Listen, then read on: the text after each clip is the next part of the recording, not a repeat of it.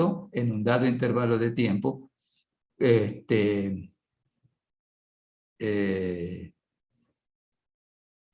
o la relación de desplazamiento entre los dos sistemas de coordenadas. Este valor 2,6 tiene una... perdón, 2. No, 2. No sé, creo que Eso iba a hice decir, mal. profe. 2. No sé si hice bien los cálculos. Y creo que la velocidad que está dentro No, del entonces están mal camión... los cálculos. Ya vamos a ir corrigiendo. Ya vamos a ir corrigiendo. 2. No sé por... Es que era 2, todo 2,6. 2. Anoche lo estuve haciendo. La componente X del vector posición será la componente X del vector posición primado más la componente X de velocidad por delta de t.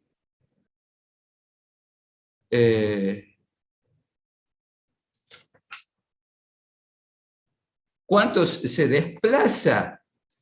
Se desplaza horizontalmente a lo largo, o a lo largo del eje X, mejor dicho, a lo largo del eje X', se desplaza el chico, o sea, hay un desplazamiento respecto a ese prima en la dirección del eje X'. Sí. Se mueve así respecto a la caja. No. Perdón, Entonces, no. este sumando vale 0. Me queda U sub X, que serían los 2 metros por segundo. Aquí no sé por qué he puesto 2,6. Entonces tengo que corregir. 2 por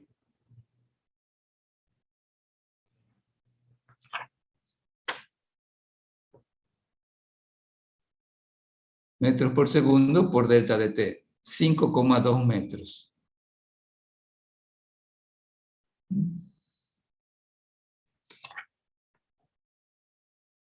Y el desplazamiento en I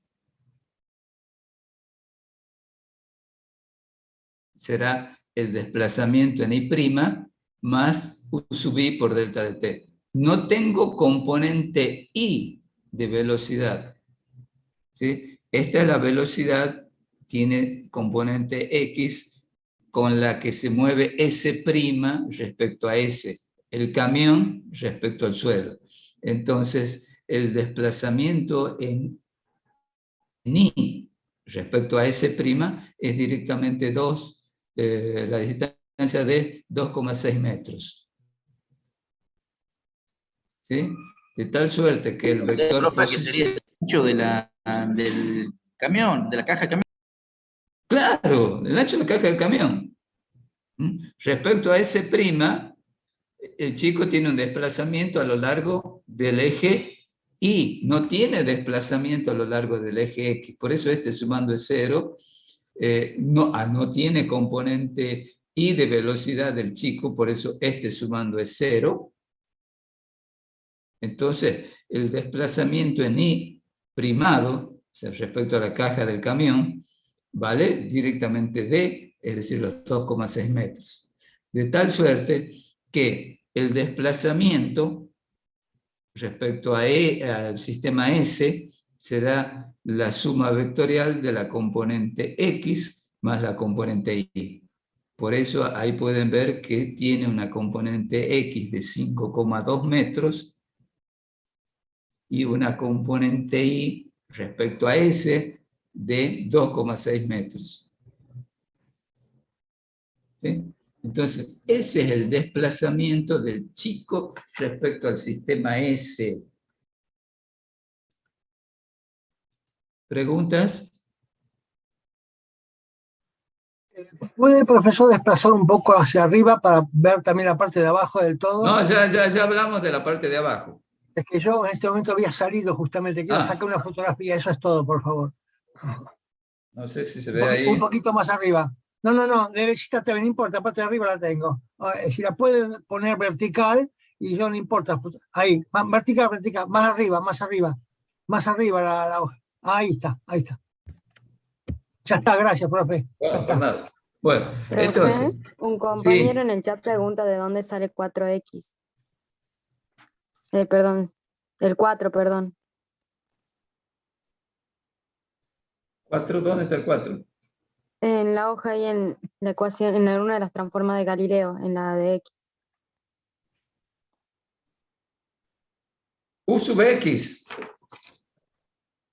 U sub X. Y U sub Y. No hay ningún 4. Esto es el vector posición en ambos sistemas de coordenadas. En un dado intervalo de tiempo habrá un desplazamiento. U es constante. La velocidad de S' respecto a S. La velocidad del camión respecto a la tierra, al suelo. Entonces, la componente X de este desplazamiento será la componente X del desplazamiento primado más U sub X por delta de T. Lo mismo para Y. Pero, analizando el problema, vuelvo a insistir, analizando el problema, primero, respecto al sistema primado, no tiene desplazamiento en el eje X'. ¿Sí? Respecto a al sistema primado, el chico, cualquiera sea, se desplaza así. Tiene componente Y'. Entonces, este sumando vale 0, este primer sumando vale 0, y me queda U sub X por delta de T. U sub X es la velocidad del camión, 2 metros por segundo por 2,6, me queda 5,2 metros. Y para la componente Y sería delta dr y prima, o sea, el desplazamiento en Y en el sistema primado, más la componente Y de velocidad de S' respecto a S por delta de T. No tiene componente Y', o no tiene componente Y la velocidad del camión, la velocidad del sistema S', recuerden que está anclado en el camión, está fijo en el camión S', no tiene componente Y, por eso este sumando vale 0. Y el desplazamiento respecto a la caja del camión es directamente de 2,6 metros. Entonces, vectorialmente esto sería la suma de las componentes X e Y, inversores. Entonces, respecto al sistema S, el camión, el chico se desplaza a lo largo del eje X y a lo largo del eje Y. O sea, el chico, esta persona ve que el chico, además de moverse así, se mueve para allá porque el camión se está moviendo. Entonces, él ve la suma de los dos tipos de movimiento. Ahora bien, y pide, bueno, sí, Lucas aparece en 4, pero es U.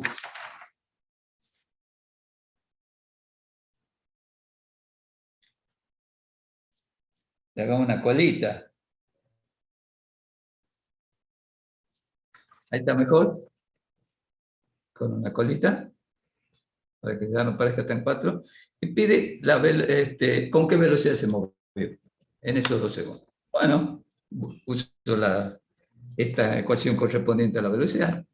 La velocidad respecto al sistema S será la velocidad respecto al sistema primado más U. De nuevo, ecuación vectorial que tendrá componentes X y componentes Y. ¿Sí?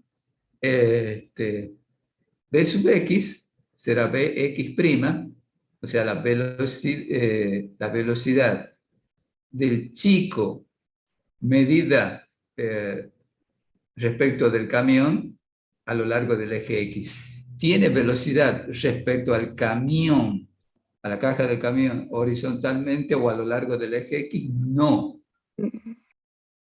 ¿Sí? Entonces sería directamente U sub X, y es 2, no 2,6.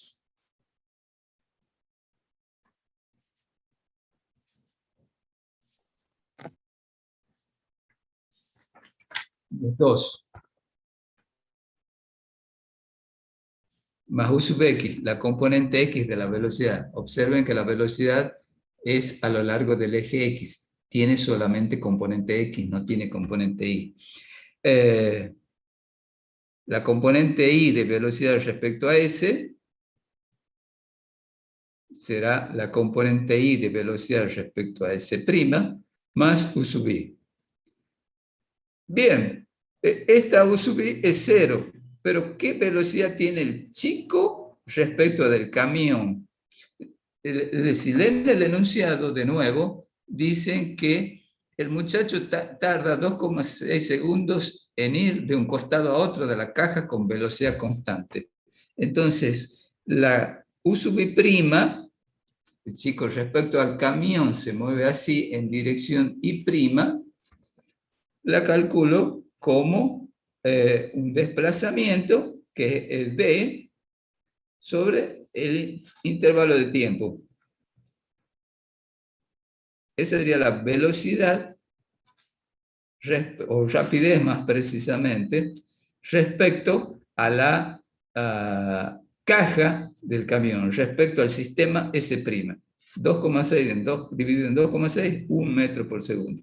De tal suerte que la velocidad respecto al sistema S será la suma de Bx más Bi, la suma vectorial. Es decir, 2 metros por segundo versus I más 1 metro por segundo versus J. El chico respecto al sistema S tiene una velocidad así. Respecto al sistema S', una velocidad en dirección I'. Pero el observador ve que el chico, además de moverse así, se mueve para allá, entonces ve la composición de las dos velocidades. Tiene una velocidad en la misma dirección que el desplazamiento. O sea que esa línea de trayectoria saldría, si yo separo los dos sistemas coordenados, o sea, muevo uno para otro lado y otro para el otro, esa trayectoria así en diagonal se estaría en el sistema S, digamos, no en el S'. Exactamente, en S' dice que la cruza la caja del camión. Sería una línea recta. En S' es esta, así. Respecto, ¿qué ve el observador para el chico? Ve que cruza así la caja y demora 2,6 segundos. ¿Qué ve este observador? Ve que además de cruzar, el chico se está moviendo para allá. Entonces ve este vector más este vector. Por eso lo ve en diagonal. Ya, y una duda ahí en la velocidad que calcula el último, que queda 2,6 sobre 2,6. ¿No hay problema en sacarla así, como es MRU, como sería la derivada del coso sobre el tiempo? El No hay coso. problema en El coso. Ay, perdón. La derivada del desplazamiento sobre el tiempo. Claro, es 2,6 segundos, delta D, R, le pongo D, pero es el delta de R y prima. Ah, porque es una constante, pasa así Porque sería. es constante. Sí, tengo que sacar. Dividido en el intervalo de tiempo, porque me dice que se mueve con velocidad constante. ¿Sí? Entonces puedo usar delta de R prima sobre delta de T. RI prima, perdón. Delta de RI prima es igual al ancho de la caja del camión, a D. Con D hemos dicho que era el ancho de la caja del camión, 2,6 metros. O sea, profe, sí. si el chico vuelve al origen con respecto al sistema S, tendría un desplazamiento distinto de 0, ¿verdad? Sí. Respecto a ese, sí. Si el chico en un dado tiempo hace esto y hace esto, ¿sí? Yo uso esta ecuación, esto sería 0, pero este no. La velocidad del camión por el intervalo de tiempo. Suponga que va 2,6 segundos en ir de este punto, de este extremo a este extremo. Y vuelve, y demora 2,6 segundos. Entonces, respecto al sistema S', el desplazamiento es 0.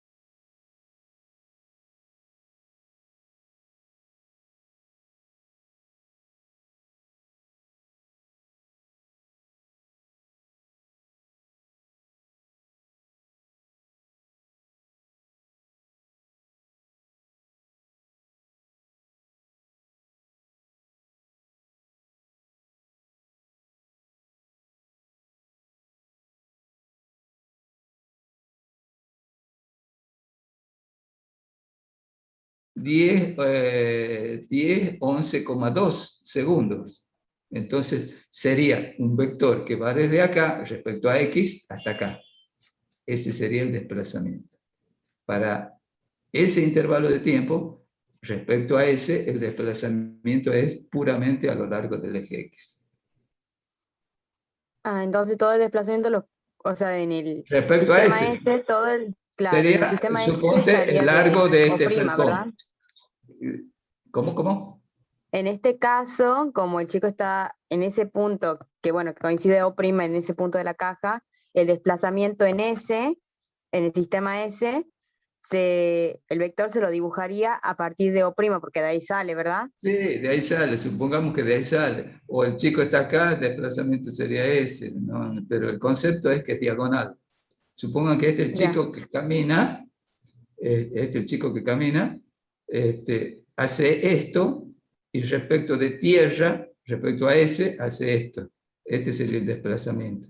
Porque, como les digo, además de desplazarse así, respecto a ese', el camión se está moviendo, entonces se está desplazando o se está moviendo también para la derecha en la dirección del eje X. De tal manera que este observador ve la composición de esos dos movimientos. Este así, más este así, ve ese movimiento en diagonal. Miren, es exactamente lo mismo que se puede demostrar con ecuaciones. Viene un avión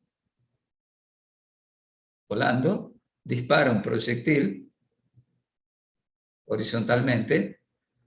La trayectoria, como ustedes saben, va a ser un tiro oblicuo. Dispara con una cierta velocidad. Va a ser un tiro oblicuo respecto a un observador fijo en tierra.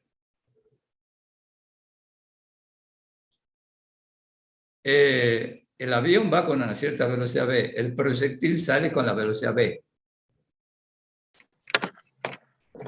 Pregunto, respecto al observador subido en el avión, ¿qué trayectoria tiene el proyectil? Vertical hacia abajo. Vertical hacia abajo. Siempre lo ve bajando, en línea recta. Se aleja de él, pero en una trayectoria rectilínea. ¿Por qué? Porque ambos tienen la misma velocidad. Supongamos que lanza un proyectil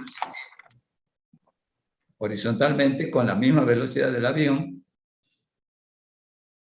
Entonces, respecto de tierra, voy a ver un tiro oblicuo.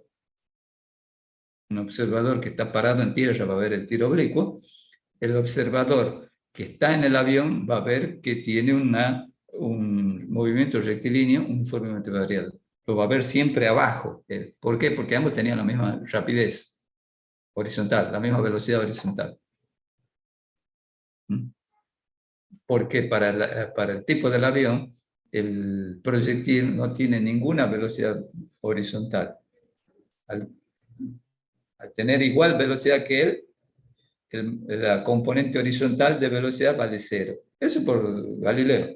Entonces él del avión ve que cae así. O sea, se aleja de él, pero siempre lo está viendo.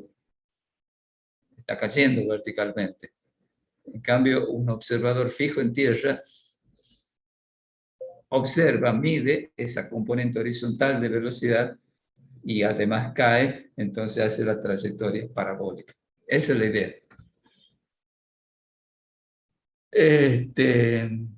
Con esto, profe Zenón, ¿ya está? Sí, aquí estoy. Bien. Para los que han entrado tarde, con esto damos por terminada la unidad 3 en lo que hace a teoría y aplicaciones en la parte de teoría. Van a tener problemas en el práctico, pero esto va a ser en la semana del 10. ¿Sí? Insisto, la semana próxima no hay clases teóricas ni clases prácticas, pero sí hay consultas. Esto les digo para los que han llegado tarde. No hay que ser reiterativo, obsesivo. Así que suerte en los parciales que tienen que rendir la semana que viene. Cálculo, álgebra, dibujo, o sistema de representación o química. Y los vuelvo a ver el lunes 10, a las 10 de la mañana. Éxitos en los parciales. Gracias, profe. Muchas Gracias, profe. Muchas gracias. Gracias, profe. Chao. Se quedan Nos con el vemos. profesional. Muchas gracias, profe. Chao, chao a Muchas todos. gracias. profe, Nos gracias. vemos.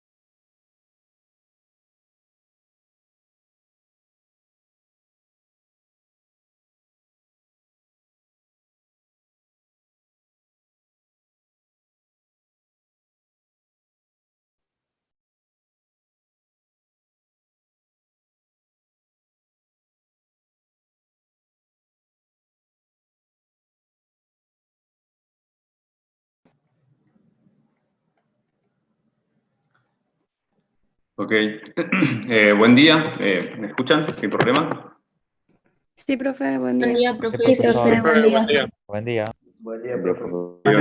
Bien. Perfecto, perfecto. Bueno, entonces, y vamos a dar clase. Vamos a iniciar, perdón, la clase. Vamos a resolver, en este caso vamos a continuar con los problemas de dinámica de la partícula, concentrándonos en lo que son los movimientos circunferenciales. Ya vimos un poco lo que eran los movimientos circunferenciales MCU, del tipo uniforme, y por otro lado, bueno, los que ya tuvieron la parte práctica también ya vieron los movimientos circunferenciales uniformemente variados, ¿bien? En su carácter ya sea acelerado o retardado. Lo que hoy vamos a seguir con uno de estos casos, que es un caso interesante, que es más aplicado a la vida práctica, se podría decir, en la parte de vialidad, ya van a ver por qué. Pero, en primera medida, lo que vamos a hacer ahora es definir un poquito, de una forma un poco distinta, lo que era nuestro sistema coordenado que veníamos viendo hasta el momento, ¿verdad? Que era el famoso ortogonal X, Y, Z, que ahora en muchos casos, que quizás ustedes ya fueron notando cuando empezamos a trabajar con estos movimientos circunferenciales, muchas veces se llama o se utiliza el nombre de dirección radial, dirección tangencial, ¿bien? Lo que quiero hacer, digamos que eso lo vamos a utilizar hoy, es simplemente ver un poco de qué se trata eso. Estamos obviamente en un movimiento circunferencial. El movimiento, el plano, perdón, en el cual se va a realizar el movimiento, en este caso, como están viendo ustedes, es el plano formado por los ejes X, Y, o sea, un plano horizontal, si lo podríamos decir así. Ese sería el plano del movimiento. Bien, ahora, ¿cuáles son esas direcciones radiales y esas direcciones tangenciales?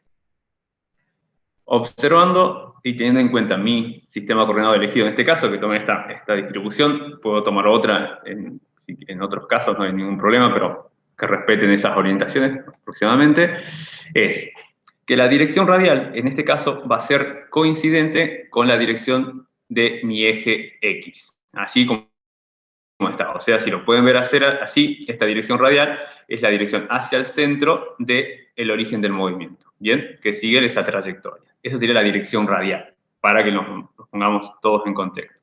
Y por otro lado, la dirección tangencial es la que va a ser coincidente todo el tiempo con si podemos decirlo así, con una recta tangente a la trayectoria, que en este caso sería coincidente con el eje de las...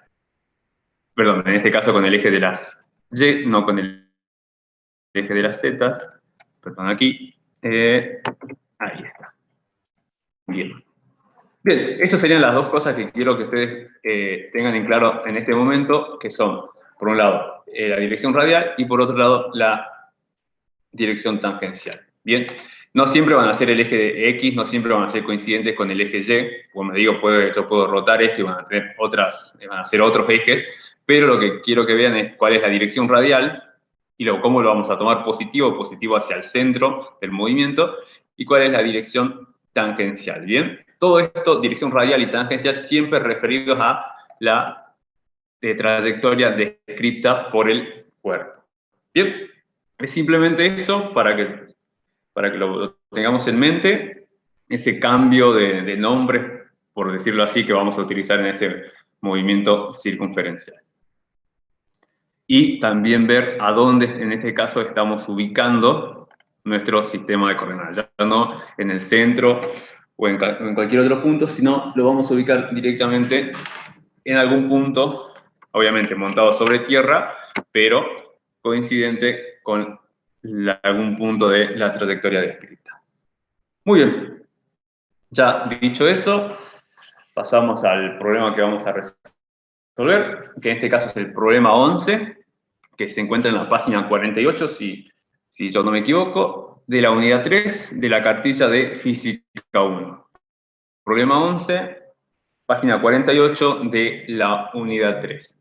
Si ustedes se fijan ahí, si llegan, van a ver que es un problema que básicamente tiene una serie de preguntas, creo que son, no sé, 6 preguntas o 5 preguntas. Entonces, directamente vamos a arrancar por la primera pregunta, la cual nos dice: ¿por qué en lo posible las curvas de la carretera se construyen con peralte? ¿Qué es ese peralte? Lo que nos quiere decir básicamente es que la calle, o las curvas, en este caso de las carreteras, no se hacen de forma puramente plana, sino que tienen una determinada inclinación, ya sea hacia adentro o hacia afuera, de la curva de que se esté tratando.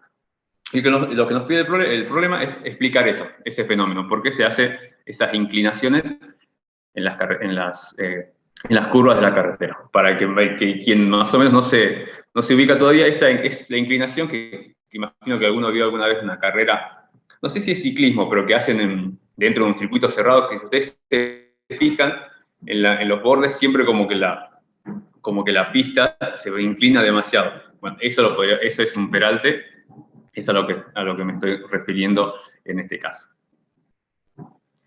Bien. Entonces, vamos a, en primera medida, analizar qué pasa cuando la curva es totalmente plana. Fíjense, como tengo en la imagen, tengo un auto, que esto es una curva. Obviamente, cuando el auto empieza a describir esta curva, va a describir un movimiento circunferencial, tiene un radio R, cualquiera, pero el dato acá interesante es que la curva es totalmente plana, o sea, horizontal totalmente, no tiene ninguna elevación con respecto al suelo. Bien. Entonces, ¿qué sucede aquí?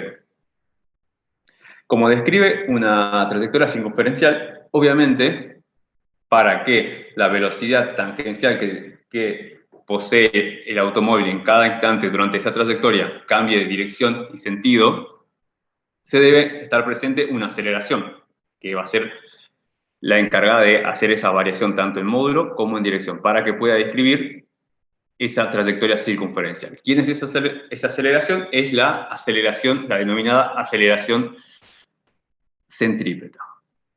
Bien, si hacemos un simple diagrama de cuerpo libre, vamos a tener siempre un peso, siempre presente, una normal, y en este caso vamos a considerar si la presencia, que sí va a haber una presencia de fricción entre los neumáticos de dicho auto y en la carretera. Fíjense la dirección que tiene en este caso esta fuerza de roce. Fíjense la característica que es de roce estático. ¿Para qué es esto? Digamos, todas estas curvas, ¿cuál es la idea de cuando un auto entra en una curva? La idea es que cuando el auto entra en la curva, que siga su trayectoria, o sea, si es, básicamente es quedarse dentro de la carretera. No derrapar ni hacia adentro ni hacia afuera, que en ese caso tendríamos un accidente. Es por eso, en primera medida, que se toma la fuerza de roce en esa dirección, o sea, en una dirección así, si lo podemos ver. Es contemplando de que el automóvil en este caso no derrape hacia afuera. ¿Bien? ¿Y por qué es de roce estático? Porque el auto cuando derrape no lo va a hacer con movimiento de sus neumáticos, sino se va a desplazar directamente. Es por eso que es fuerza de roce estático. Estamos en el límite, considerando de que este auto no va a derrapar hacia afuera. Esa es la idea del análisis y es por eso que estamos tomando en esa dirección y tomando una fuerza de roce estática, fricción de roce estática. Bien, básicamente lo que acabo de decir está explicado aquí. Sí. Ahí solo consideramos la aceleración centrípeta porque estamos considerando que el auto se mueve con velocidad constante, ¿verdad? Sí. En este análisis vamos a hacer esa suposición de que es un movimiento MCU circunferencial uniforme, simplemente por simplificación. El programa no nos especifica si hay o no aceleración. Creería yo que sería mejor que no haya. Desconozco si... Imagino que en una carrera sí deberías acelerar cuando estás realizando la curva, pero imagino que en el común del colectivo de la gente que maneja coches, imagino que no es lo ideal acelerar en la curva. No, desconozco. Pero para nuestro problema, todos los movimientos que vamos a analizar son movimientos circunferenciales uniformes, ¿bien? No hay aceleración angular. Bien, gracias. Lo que dije anteriormente está expresado aquí. Ahí está la famosa dirección radial que hablábamos al principio. Si aplicamos la segunda ley de Newton en el plano radial, podemos aplicarlo en el plano también vertical. Fíjense que hay una normal y un peso que se van a equilibrar. No vamos a tener aceleración. Es de esperarse que el auto no pegue un salto hacia arriba, ni que tampoco se hunda en la carretera. O sea, aquí no va a haber movimiento, no vamos a tener cambio de velocidad, por ende no tendremos una aceleración en el eje vertical. En el plano radial, en la dirección radial, sí ahí sí vamos a tener la aceleración, que es la aceleración centrípeta, encargada de que el auto describa esa trayectoria circunferencial. Entonces, si aplico la sumatoria de fuerzas en el sentido radial, va a ser igual al producto entre la masa multiplicada por la aceleración centrípeta. ¿Cuál es la única fuerza que actúa en la dirección radial? La única fuerza es la fuerza de roce. Bien, entonces tenemos esta igualdad, es simplemente realizar como veníamos aplicando todo el tiempo la segunda ley de Newton.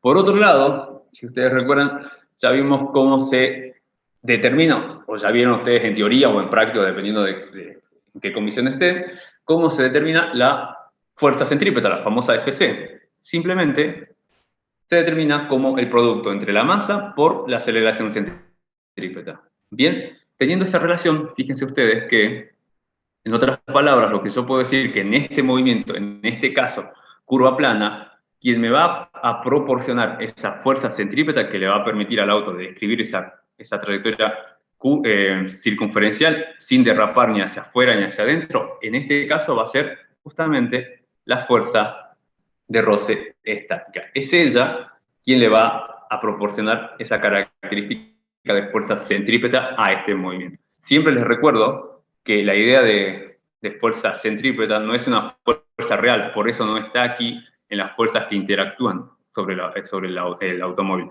La fuerza centrípeta resulta de realizar, serían en otras palabras, la fuerza resultante que está presente sobre el automóvil. ¿Bien? No es una fuerza real, por decirlo así, no hay otro objeto que genere esa fuerza sobre el objeto en cuestión.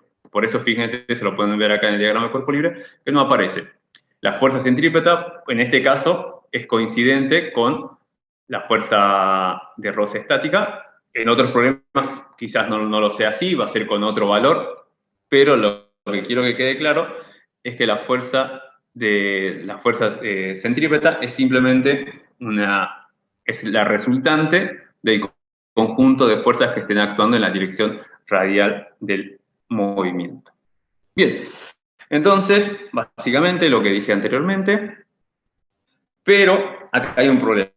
Hay un problema muy importante, que acá tenemos quien me va a proporcionar esa fuerza centrípeta para que el auto describa esa trayectoria circunferencial es la fuerza de roce.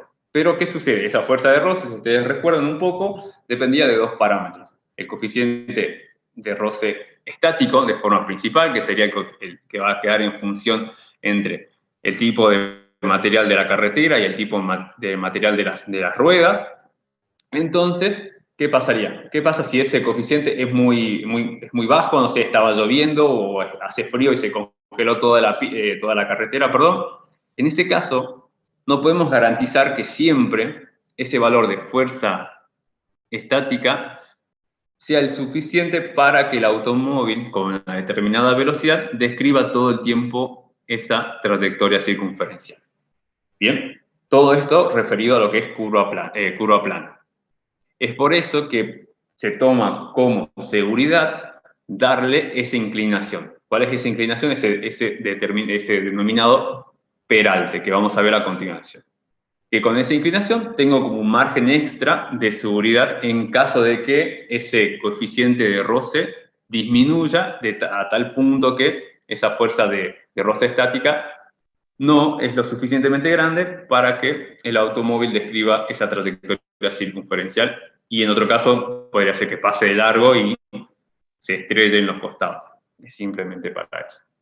Entonces, pasamos al otro caso, que es cuando tiene peralte. Fíjense, ahí está, ahora creo que se entiende un poco más la idea de peralte, la trayectoria circunferencial, pero fíjense que ahora la curva tiene una determinada inclinación, en este caso un ángulo beta.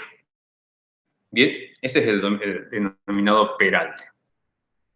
Nuevamente, como describe una trayectoria circunferencial, tenemos presente una aceleración centrípeta, hacemos el diagrama de cuerpo libre en este caso.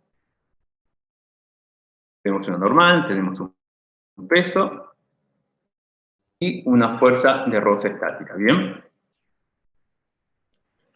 Aquí está nuevamente lo que le decía, dónde voy a ubicar mi sistema coordenado. Lo ubico aquí. No lo estoy ubicando en el automóvil, ¿no? Sino, esto podríamos entenderlo así, como que son sistemas coordenados instantáneos, que en ese instante, cuando el auto está en este punto, justo abajo de montado en tierra, en la carretera, tengo este sistema coordenado, que me permite analizar esa situación. Fíjense que en función de mi sistema coordenado yo puedo descomponer, porque tanto la normal como la fuerza de roce no son totalmente coincidentes con el sistema coordenado.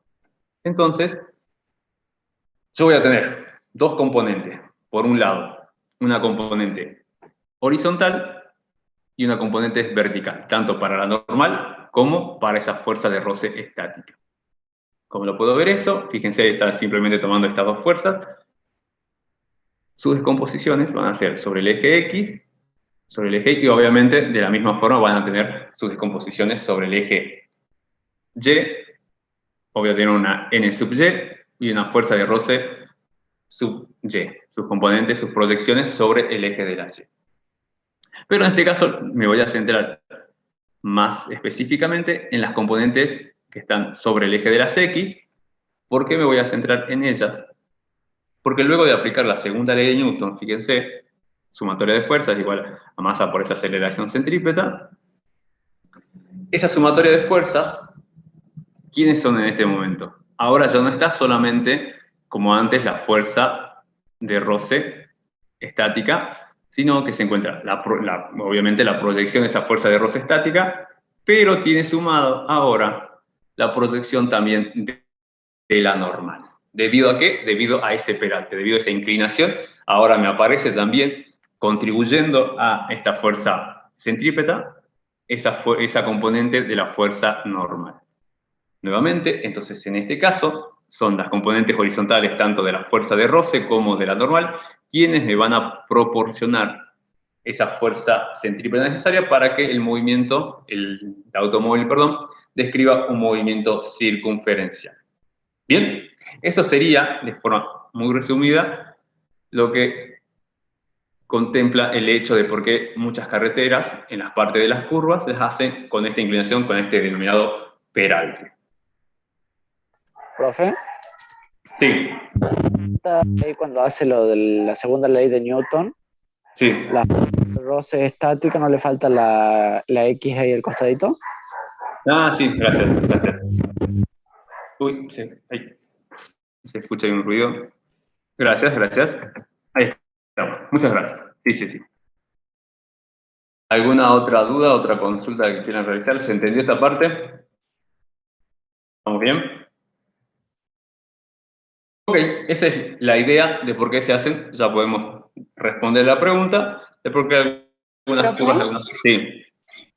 Como hay n de x, n sub x dependería del coseno de beta, ¿verdad? Del coseno del ángulo, Depende. ese de la inclinación. Estoy viendo. Sí, es el coseno, sí. Por eso cuanto más pequeño ¿cómo sería? Por eso cuanto más grande o más pequeño beta sería mejor. Eso es lo que mi duda. Cuanto más grande sería beta. Vos fíjate, mejor. si no tenés ángulo, no hay componente en X, ¿ok? Te fijas de acá, digamos. Si esto se vuelve totalmente horizontal, este componente en X desaparece y todo se vuelve componente en Y. Ajá. De ahí lo podés ver. Ya, ya. O sea, mientras más inclinación tenga, va a ser más fácil doblar, digamos. Ahí, eso es una buena progresión, pero luego ya vamos a ver más adelante que tenemos un punto límite, porque si lo hacemos muy inclinado, ya nos salvamos de que derrape hacia afuera, pero va a derrapar hacia adentro, porque va a estar muy inclinado, ya la fuerza de roce no va a ser tal, va bien, la fuerza de roce no va a ser tal que le permita mantenerse con altura, por decirlo así, y se va a derrapar hacia adentro, porque va a estar muy inclinado, que ya lo vamos a Claro, igual resolver eso. depende No es de un problema. muchas cosas. Bien, entonces vamos a seguir, pasamos al inciso B, en el cual nos dice hacer hipótesis acerca de qué factores deben tenerse en cuenta en el diseño de una porción de una curva de carretera. Bien, hacer hipótesis. Si ustedes se fijan un poco, ¿cuáles serían los factores más importantes que tenemos que tener en cuenta a la hora de la parte de vialidad, de diseñar carreteras y toda esa cuestión? Serían el radio de la curva, ¿bien? Si es muy chica o muy grande o muy cerrada, como se lo dice comúnmente. Las velocidades máximas y mínimas, que eso es importante, que ya lo vamos a ver, vamos a hacer ejemplos sobre eso, porque si viene muy rápido, no hay forma, debería tener un peralte muy alto para evitar de que logre hacer ese movimiento circunferencial y no que pase derecho, de largo, por decirlo así, sin doblar en ningún punto. Y obviamente, y lo más importante, una fuerza de roce máxima estática. Recuerden que es estática porque consideramos que va a patinar, que no va a hacer un movimiento, no se va a mover. Hacemos esa consideración que va a estar quieto siguiendo esa trayectoria. Y como un poco más allá, yendo un pasito más allá, esa fuerza de roce, obviamente que va a depender ¿de quién? De el módulo de la normal, donde la normal va a depender del ángulo que se tenga. Y por otro lado, vamos a tener que también va a depender del coeficiente de roce entre, en este caso, siempre la carretera y los neumáticos. Y en ese caso, ¿de qué van a depender? Del clima, si está lloviendo, si hace frío, si cae nieve o algo por el estilo.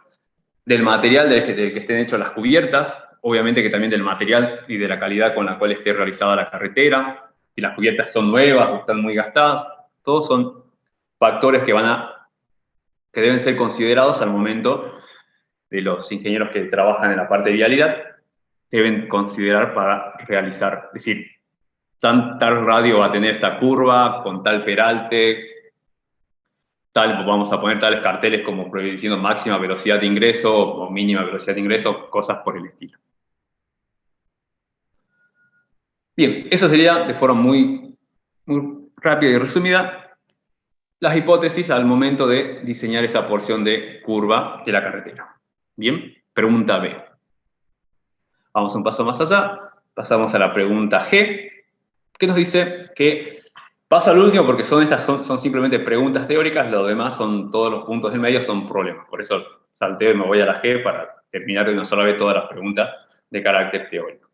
La última pregunta nos dice, hay curvas que no tienen peralte o, que se especifica más, un poco más aún, tienen la inclinación en sentido contrario. Tratar de encontrar una razón práctica de esto, bueno, leyendo un poquito de la parte de vialidad, la funcionalidad que tiene eso es simplemente para evitar, si ustedes ven la imagen de cuando yo tengo una curva con peralte, lo que vimos recién, si es una curva, vemos que es una curva casi que como que va y vuelve el auto, podemos ver que se forma como una especie de un plato, donde si empieza a llover, obviamente se va a empezar a acumular agua en el centro. Entonces, la idea de tener porciones de carretera con peraltes con inclinaciones distintas a las que vimos, podríamos decirlo en sentido contrario, es simplemente para evitar eso, es para hacer que esa agua no se acumule en el centro, sino que se drene hacia los costados. ¿Bien? Es simplemente eso, para que no exista esa posibilidad de anegamiento de que se produzca, por decirlo así, una laguna en el medio, venga un auto, derrape y se pierda directamente en esa laguna y obviamente ocurra algún tipo de fatalidad. Esa sería la razón por la cual en muchos casos se tiene un peralte contrario al que vimos en las diapositivas anteriores. Es simplemente eso. Bien, entonces ya tenemos contestadas las preguntas y ahora sí pasamos a lo que serían las resoluciones de los problemas. Problema C nos dice, encontrar el ángulo de peralte adecuado para que automóviles moviéndose a 80 km por hora puedan tomar sin riesgo, una curva C de 300 metros de radio, aunque la carretera esté mojada y el rozamiento sea prácticamente despreciable. ¿Bien? Entonces, ¿qué tenemos? El caso con peralte, ¿bien? Pero nos dice que en este caso no hay rozamiento, o sea que no hay una fuerza de roce presente. Entonces, en este caso, si ustedes lo analizan un poco hay que ver quién va a proporcionar, en este caso, esa fuerza centrípeta para que el automóvil describa esta trayectoria circunferencial. ¿Bien? Y lo que nos pide justamente el problema es en función, en base a esa velocidad, a ese radio que tiene la curva, esta es la velocidad con la cual va a estar ingresando este automóvil y le vamos a mantener constante todo el módulo, todo su trayecto. Nos dice que determinemos el ángulo ese de peralte o ese ángulo de elevación de la carretera referido al plano horizontal. Ahí está, fijo mi sistema coordenado, acá estaría el eje Y, va a ser como el vertical, el Z estaría entrando, que va a ser el que va a ser tangencial, y el radial, en este caso, va a ser coincidente con el eje X. ¿Bien? Entonces, ya tenemos fijado nuestro sistema coordenado, vamos a ver las fuerzas que están presentes, el peso, como siempre, y una normal. En este caso, el problema creo que no me habla absolutamente nada sobre una fuerza de roce, por ende no va a haber presencia de dicha fuerza.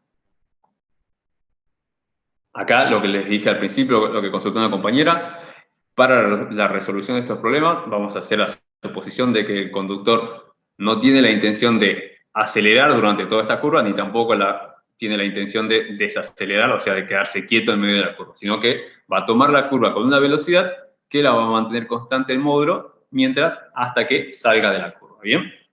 Considerando eso, este es un movimiento circunferencial uniforme, en ese caso, en donde esa aceleración va a ser directamente la aceleración centrípeta, ¿bien?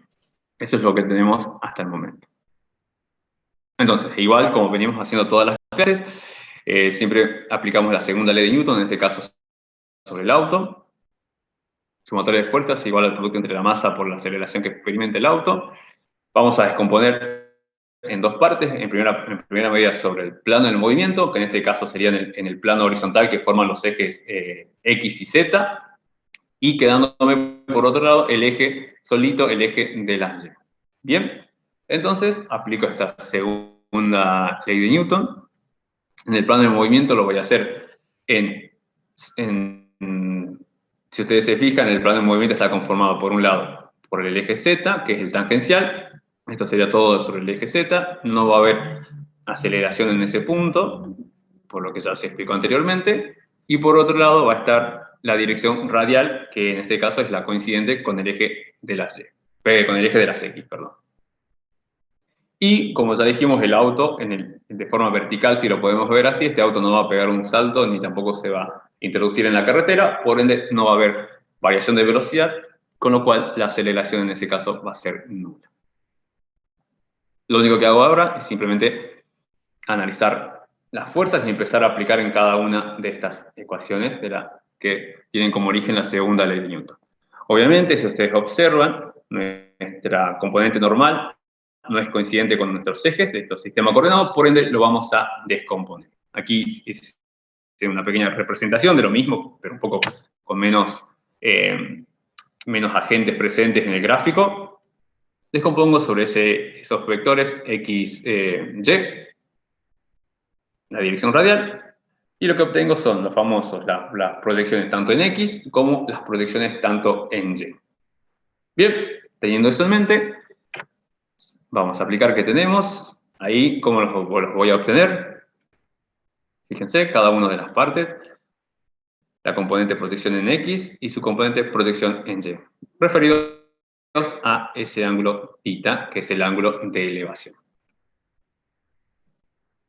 En el eje radial que tengo la proyección solamente de la normal, y si no me equivoco nada más.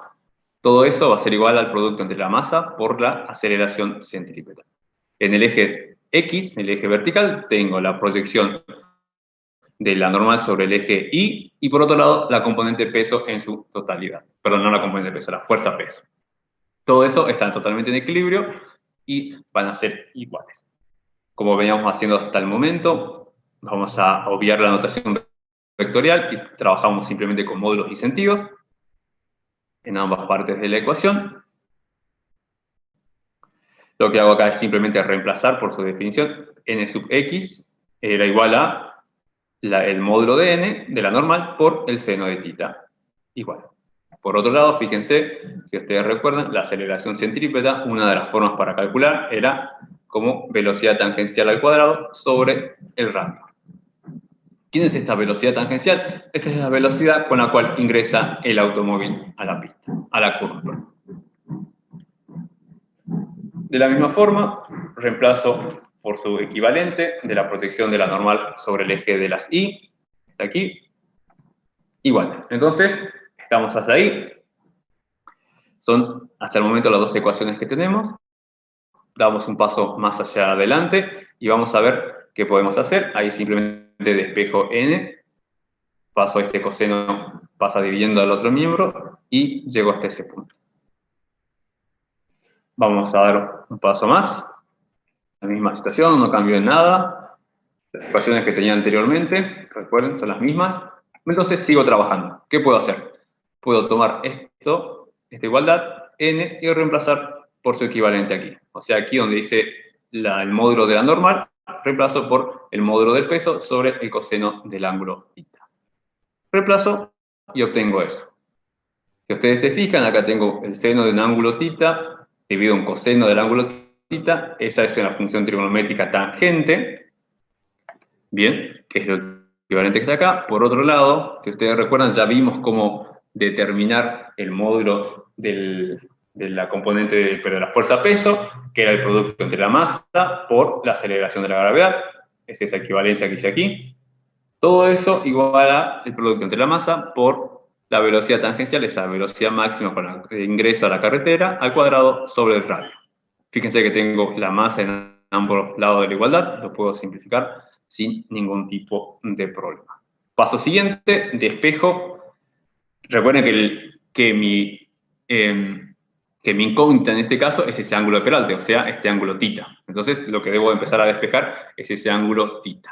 Lo despejo, la tangente en primera medida, ahí tengo todos los datos, tengo la velocidad, sí, 80 km por hora, es equivalente a 22 metros sobre segundo. La aceleración de la gravedad es dato, 9,8 metros sobre segundo al cuadrado, y el radio, ese radio de giro, es de 300 metros. Todo es dato, puedo reemplazar, determino eso y me da un valor de que la tangente del ángulo alfa vale 0,16.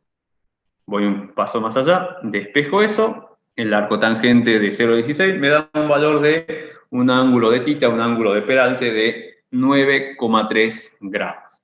Bien, entonces, para que un automóvil que se está moviendo a 80 km por hora pueda ingresar sobre esta curva, en la cual debido a la lluvia no hay coeficiente de roce, no hay fuerza de roce, es solo normal, el ángulo de inclinación debe ser de 9,3 grados para que este automóvil no derrape y solamente siga la trayectoria circunferencial que corresponde. Bien, ese sería el valor con el cual puede ingresar tranquilamente.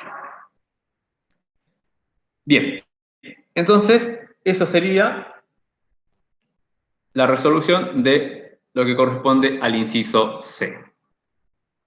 Vamos un paso más adelante y pasamos al inciso D, en el cual nos pregunta: ¿qué le ocurriría al auto que marchando con esa velocidad de 80 km por hora ingresa a la misma curva de radio tanto, pero que ésta no tuviera Peralte y el rozamiento fuera despreciable? Bien, si ustedes analizan un poco, esto fue como lo que vimos al principio, la idea de la curva plana. ¿Qué le va a pasar? Creo que si ustedes ya, quizás alguno puede hacer un análisis previo de lo que le va a pasar. Recuerden que si queremos que él se mantenga describiendo esa trayectoria circunferencial sin desplazarse en forma rectilínea hacia afuera o, no sé, hacia adentro, como ustedes quieran verlo, debe aparecer esa aceleración centrípeta que va a hacer que lo va a obligar de cierta forma a describir esa trayectoria circunferencial. Si hacemos el diagrama del cuerpo libre de este automóvil, tenemos la fuerza-peso y la fuerza normal. Según el enunciado, no hay Peralte, no tenemos una proyección, una componente en X de la normal, y tampoco hay fuerza de roce. No hay ninguna fuerza en la dirección radial. Entonces, al aplicar la segunda ley de Newton, sumatoria de fuerzas en la dirección radial, igual al producto entre la masa por la aceleración, descubro que no tengo ninguna fuerza en el eje radial, por ende, esa fuerza es nula. Por otro lado, yo sabía que el producto entre la masa por la aceleración, la aceleración centrípeta, es la fuerza centrípeta. Entonces, por esta igualdad, digo que la fuerza centrípeta es nula en este caso. ¿Cuál va a ser el resultado de esto? No existe esa aceleración centrípeta. Por ende, este automóvil no va a poder ingresar, sí va a poder ingresar tranquilamente a la curva, pero lamentablemente no va a poder seguir esa trayectoria circunferencial, sino que lo que haría es venir acá y va a seguir derecho y se va a estrellar hacia afuera de la curva. Bien, esto sería lo que le va a pasar a este automóvil, debido a que no tiene ni un ángulo de Peralte, no tiene una fuerza de rozamiento que le proporcione esa fuerza centrípeta que va a desencadenar en esa aceleración centrípeta que lo va a obligar a la velocidad a describir esa trayectoria circunferencial. Bien, eso sería con respecto. Entonces, ¿qué pasaría? El vehículo entra y derrapa, simplemente. Eso corresponde a la resolución del inciso D. Sí. O sea, eso sería considerando, digamos, que el volante no se mueve. ¿Así sería? ¿Se entiende lo que digo? Como que dobla y queda el volante igual. Porque, tu volante funciona porque tenés fuerza de roce. Si no tenés fuerza de roce, tu volante no hace nada. ¿Cómo, perdón? Bien. Bien. Acordate, es un conjunto, obviamente. Nosotros estamos haciendo la suposición de que eso sí, pero sí, sí. Bien. Entonces, eso sería la resolución, perdón, del problema, el inciso D. Vamos un paso más adelante y llegamos al problema E, que nos dice, si la curva C, esa curva que estábamos viendo, no tuviera peralte, o sea, es plana, ¿cuál sería el mínimo coeficiente de roce estático entre los neumáticos y la carretera para que el auto a 80 km por hora pudiera tomar la curva sin derrapar? Y luego nos hace otra pregunta, ¿qué ocurriría si el pavimento estuviera mojado y el coeficiente de roce estático fuera de 0,10? Explica. Bien, entonces nos pide el coeficiente. Antes, fíjense que nos pedía el ángulo, ahora nos pide el coeficiente. No tenemos ángulo, si no me equivoco, no tenemos ángulo. Nos pide curva plana, en este caso, nos pide que tenemos ese coeficiente de roce entre los neumáticos y la carretera. Nuevamente, mi sistema coordenado, recuerden lo que hablábamos al principio, dirección radial, dirección tangencial, coincidente con algunos de los ejes en función del sistema coordenado que cada uno elija. Diagrama de cuerpo libre de nuestro auto, de masa M, tenemos la fuerza peso, tenemos la normal, y en este caso tenemos esa fuerza de roce, ¿bien? Debido a que el problema así lo impone, perdón. Nuevamente, la suposición que venimos hablando desde el principio, que se vino hablando, perdón, que el movimiento va a ser un movimiento circunferencial uniforme, con lo cual la aceleración no va a ser la combinación de la aceleración tangencial más centrípeta, sino netamente centrípeta. Todo esto es obviamente en el plano del movimiento, ¿no? Porque en el plano, en el eje Y, no hay aceleración directamente. Lo mismo, aplico la segunda ley de Newton sobre el auto. Desgloso en primera parte la aplico sobre el plano del movimiento y por otro lado, netamente sobre el eje de las Y.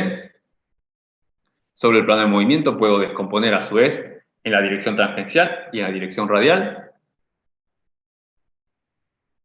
Como dije, el automóvil no salta ni se hunde en la carretera, por ende no hay cambio de posición, no hay cambio tampoco en experimentar un cambio de velocidad en el eje vertical, por ende tampoco habrá una aceleración en dicha dirección. ¿Cuáles son las únicas fuerzas presentes? La normal y el peso. De todo esto concluyo que sus módulos son iguales. El peso con nuestra norma. Voy por el lado de la dirección radial. ¿Qué obtengo? ¿Cuál es la única fuerza presente ahí? Es la fuerza de roce estático.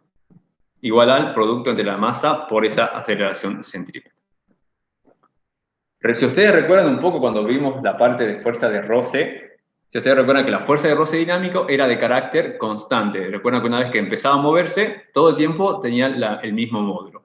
En el caso de la fuerza de roce, ustedes recuerdan que tenía un valor mínimo al principio y tenía un valor máximo, ¿bien? Que era el máximo valor al cual podía aspirar a tener esa fuerza de roce estática. En este caso, vamos a tomar ese caso límite, bien, porque es el peor, digamos, por decirlo así. Después de eso, estamos ya en problemas. En ese caso, nuestro caso límite va a ser justamente nuestra fuerza de roce, la vamos a hacer igual a esa fuerza de roce estática máxima. Que si ustedes recuerdan un poco, el módulo de esa fuerza de roce estática máxima, yo lo podía obtener como el producto entre el coeficiente de roce estático multiplicado por la normal. ¿Bien?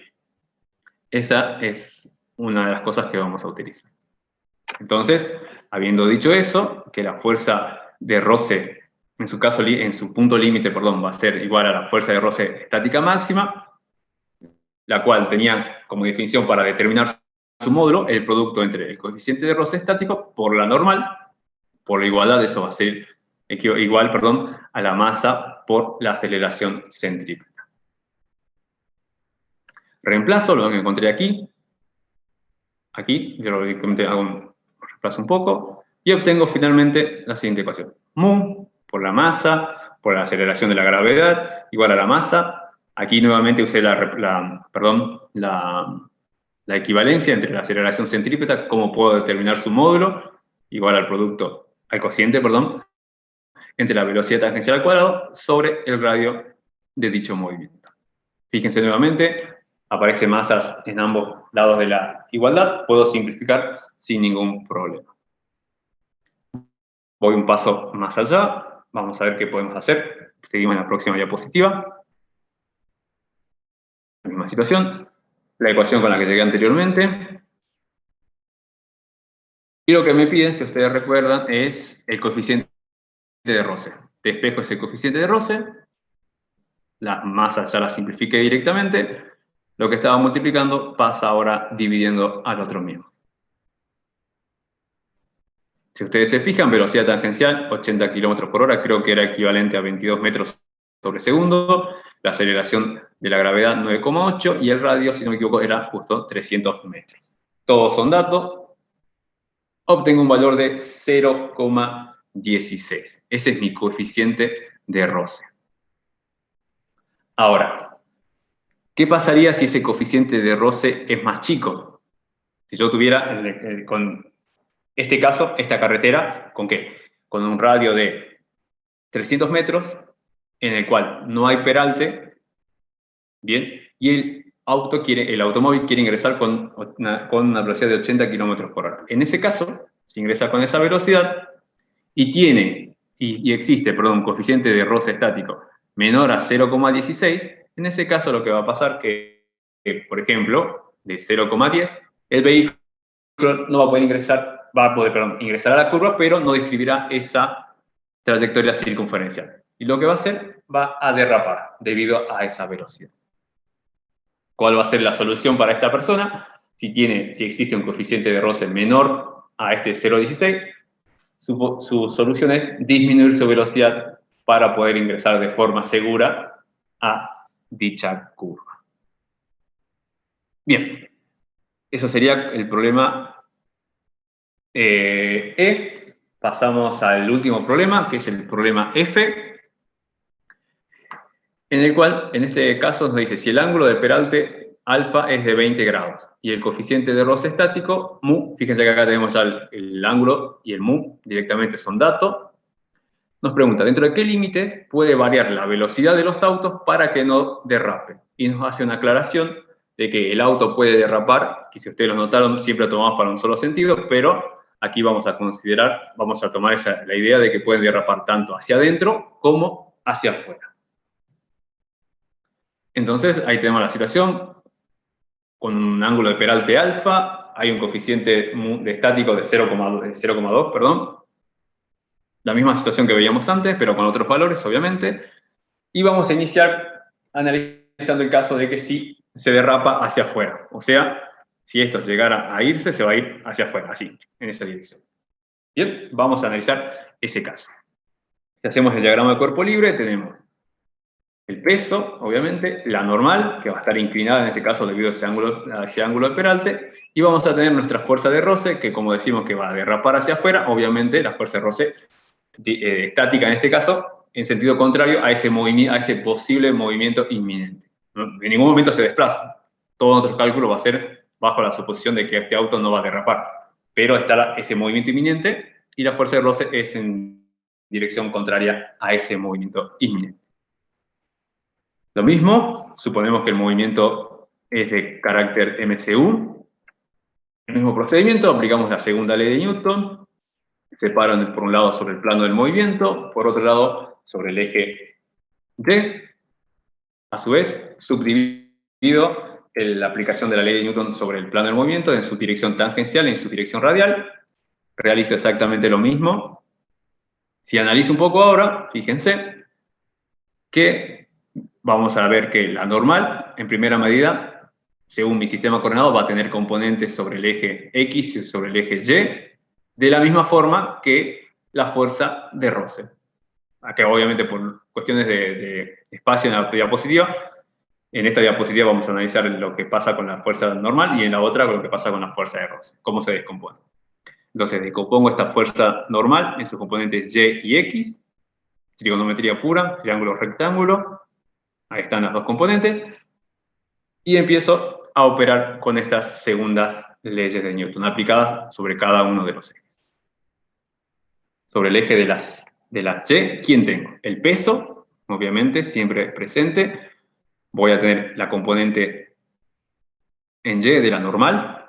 Y, bueno, acá no se ve, pero se entiende que también hay una componente de la fuerza de roce en Y. Tengo esas tres componentes que están presentes aquí. Esa sumatoria, nuevamente, es 0, debido a que no hay aceleración en ese eje, en el eje de la Y. Si represento con sus respectivos signos, bien, en función de mi sistema coordenado, la normal es la positiva, su proyección, pero el peso y la proyección en Y de la fuerza de roce son negativas en función de mi sistema coordenado. Por otro lado, en la dirección radial, ¿a quiénes aparecen? La proyección de la normal en el eje de las X, bien, y, no sé, no está en el gráfico, pero también la proyección de la fuerza de roce en el eje de las X. Paso en su notación solamente de módulos de sentidos, obviando la notación vectorial. Puedo reemplazar en este caso usando estas equivalencias, a que es igual la proyección de la normal sobre X y a que es igual la proyección de la normal sobre Y. Reemplazo y obtengo esas ecuaciones. Bien, pero hasta este punto tengo dos ecuaciones. Fíjense que todavía me quedaría reemplazar a que son iguales las componentes de la fuerza de roce estática, que es lo que vamos a realizar en la siguiente diapositiva. La misma situación, no cambio en nada. Tengo la dirección radial, la dirección sobre el eje de las X. Tengo las últimas ecuaciones que vimos en la diapositiva anterior.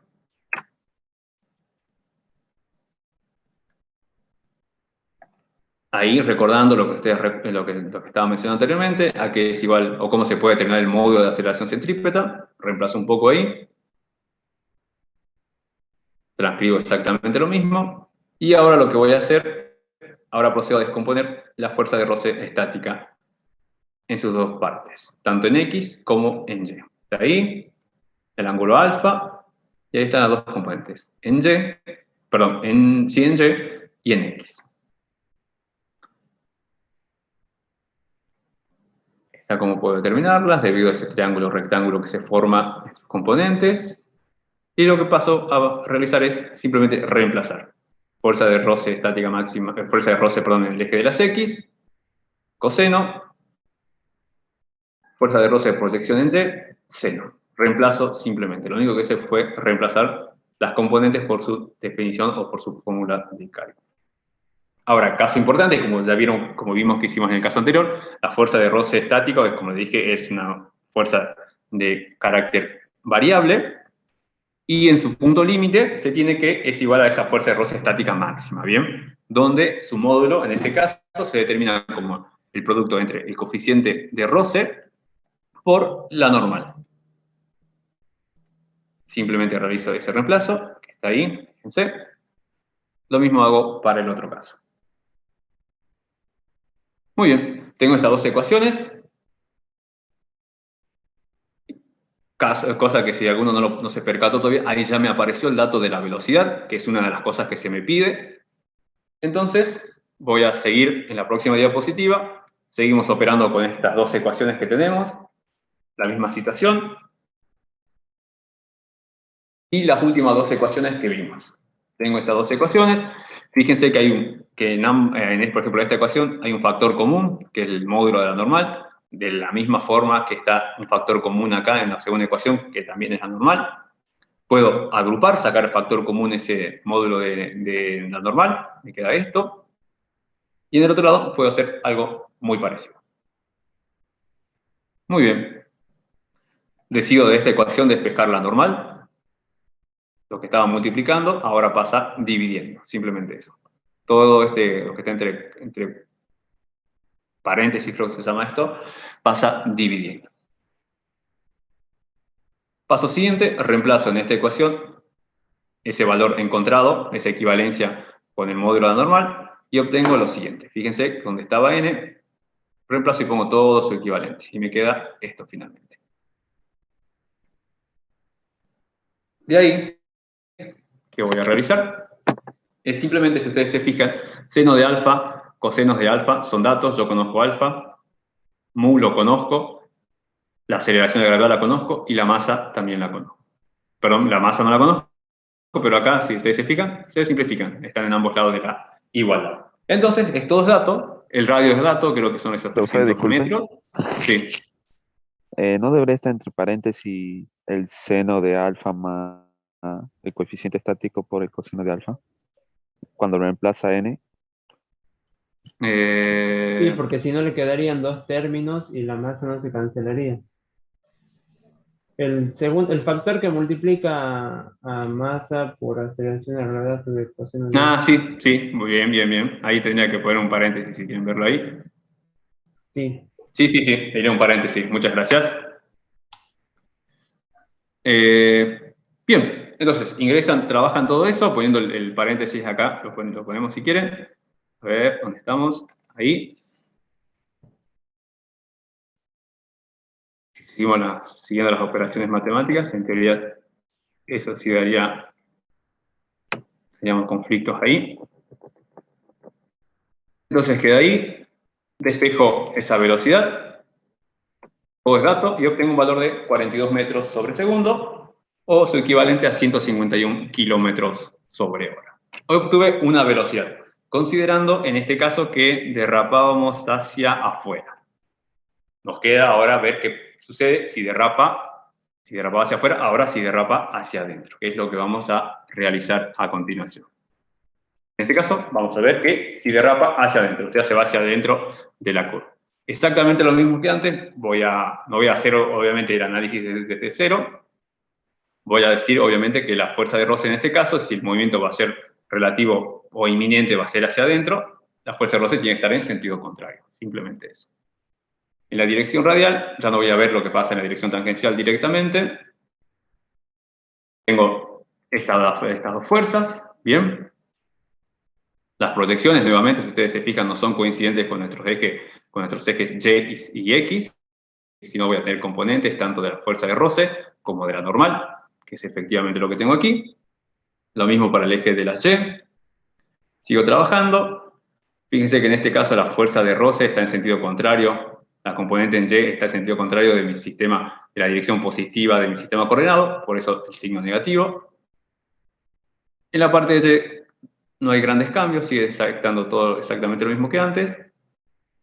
Lo mismo reemplazo por su equivalente la aceleración centrípeta, lo mismo reemplazo por la normal, que sigue siendo lo mismo análisis que hicimos en la sección anterior, vale exactamente lo mismo, la descomposición, porque la normal no se modificó en nada entre que se derrapa hacia adentro o derrapa hacia afuera el automóvil. Bien, eso no sufre variación. Sigo un poco más. Ahora sí, en este caso sí debo analizar qué pasa con esta fuerza de roce, porque esto sí cambió con respecto al caso anterior. Tengo la fuerza de roce, descompongo en su componente en X y en su componente en Y.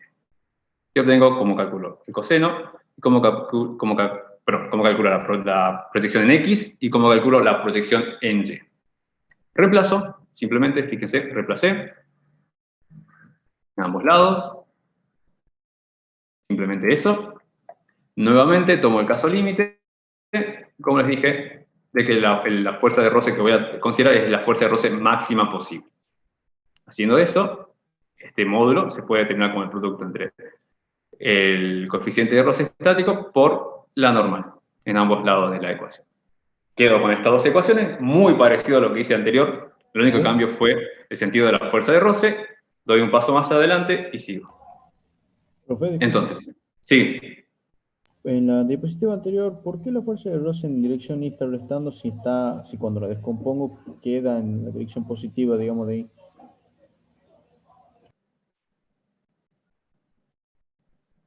Es verdad, ahí estoy en un error de signo. Porque después siempre está sumando. Gracias.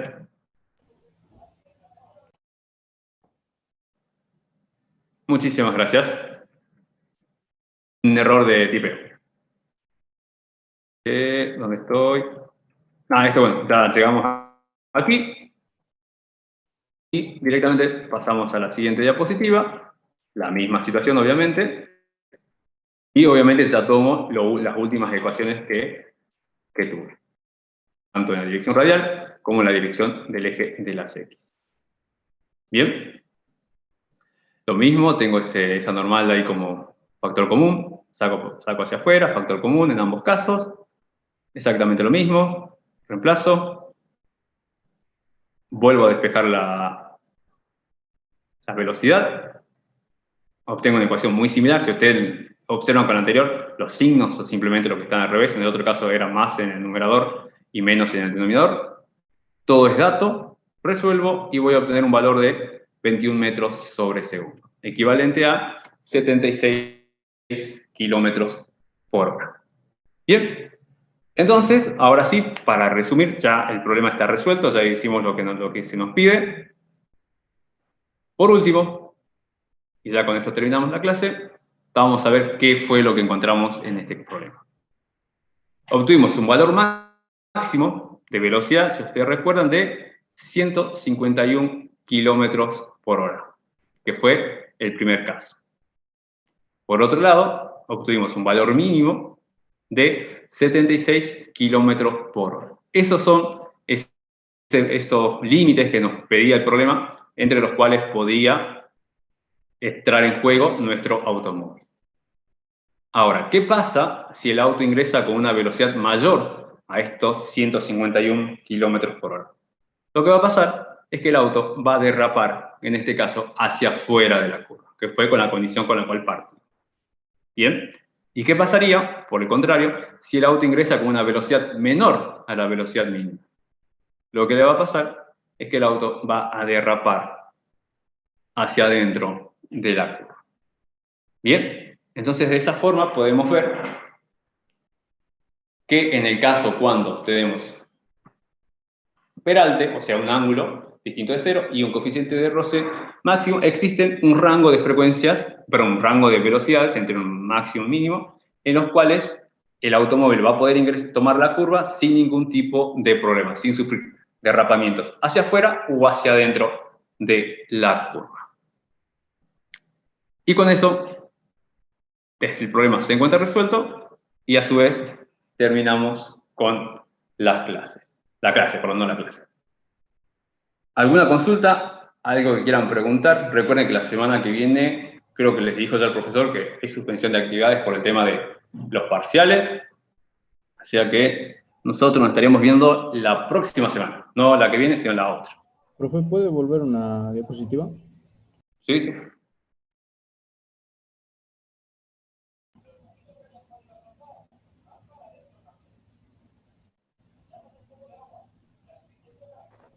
Profe, Sí.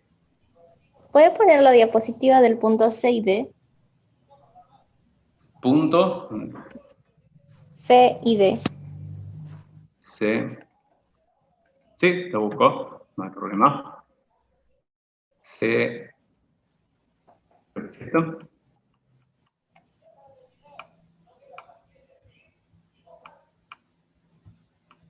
Perdón. Esta. Esa es la C. Sí, esta le saqué foto. Y esto sería la D.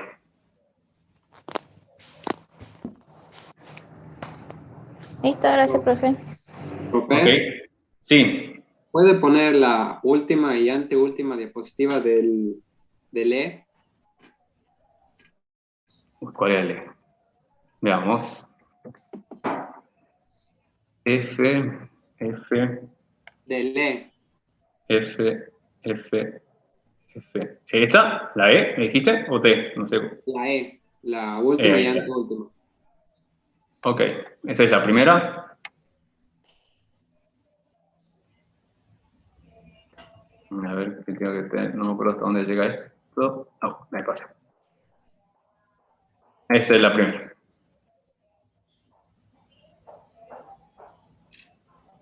Bien. La otra. La siguiente. Ahí.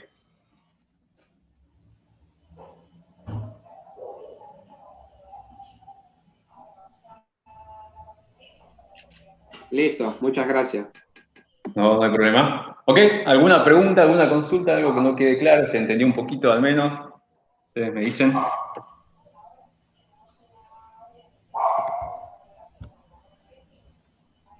Ok, chicos, si, como les digo, ya terminó la clase, están totalmente liberados. Bueno, si no tienen consultas por realizar, nos estaríamos viendo la próxima clase, que como les dije, hoy no es la semana que viene, sino la próxima clase, la próxima semana, perdón. Bueno, chicos, Bueno, profe, nos éxitos vemos. en sus parciales, que espero que les vaya bien. Nos vemos, profe, gracias. Muchas gracias, profe. Chao. Bien, chau, chau. Hasta luego. Nos vemos, profe.